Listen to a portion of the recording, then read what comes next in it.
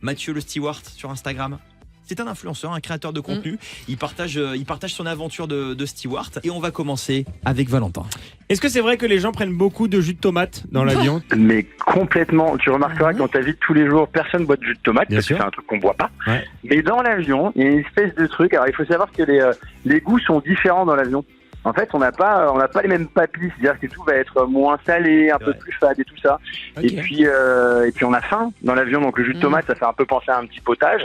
Et puis vu que prendre l'avion c'est exceptionnel et que boire un jus de tomate c'est exceptionnel, et ben c'est parti, on fait tout ça, comme ça on rend le voyage encore vrai que plus c'est ça. exceptionnel. Justine, une question pour Mathieu. Est-ce que ça t'est déjà arrivé de devoir atterrir en urgence à cause d'un passager ?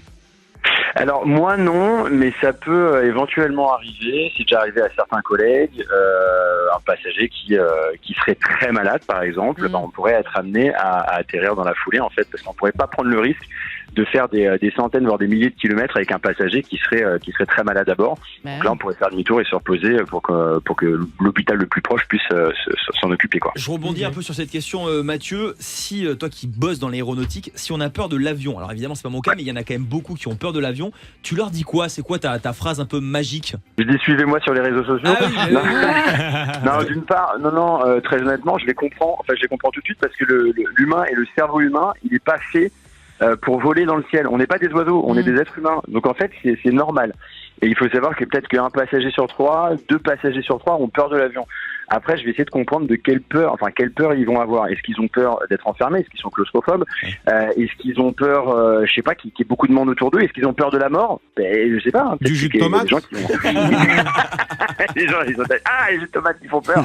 Valentin, Donc j'essaie de les comprendre et d'échanger avec Clément ? Est-ce que ça existe encore de se faire surclasser ? Alors c'est une idée reçue, c'est-à-dire que je pense que c'est quelque chose qui pouvait se faire à une certaine époque.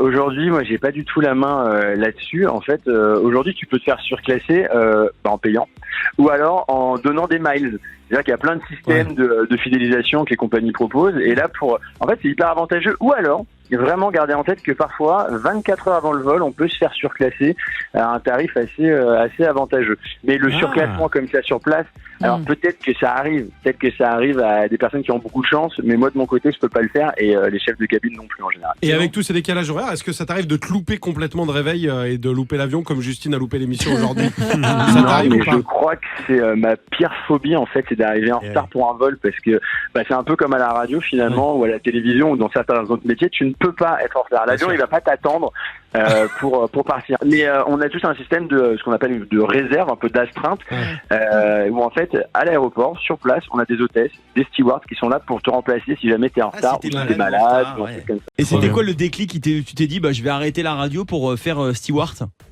En fait, j'ai toujours voulu faire de la radio, j'ai toujours voulu faire des vidéos et j'ai toujours voulu être steward. Et en fait, il faut savoir qu'il y a un job, alors ça c'est un truc que tout le monde ne sait pas, c'est qu'il y a un job d'enfer, un job d'été qui s'appelle PCB, personnel complémentaire de bord, où tu peux être steward ou hôtesse juste le temps d'un été. Et donc j'ai eu la chance de faire ça quand j'avais 19 ans et 21 ans, et là j'ai pu goûter au métier et me dire non mais c'est ce que je veux faire, mais en même temps je veux pas quitter l'audiovisuel. Et en fin de compte aujourd'hui j'arrive à lier les deux, je suis dans les avions et en même temps je partage ma passion en vidéo, donc du coup la boucle est bouclée. Sur les réseaux. Et là ça fait les deux. Il faut quoi en fait pour être steward ? Il faut parler anglais couramment, j'imagine. Ouais. Et est-ce que, moi j'ai quand même des bonnes épaules, des fois quand je me faufile dans l'avion, est-ce qu'il y a une carrure ou un truc pour passer entre les sièges ?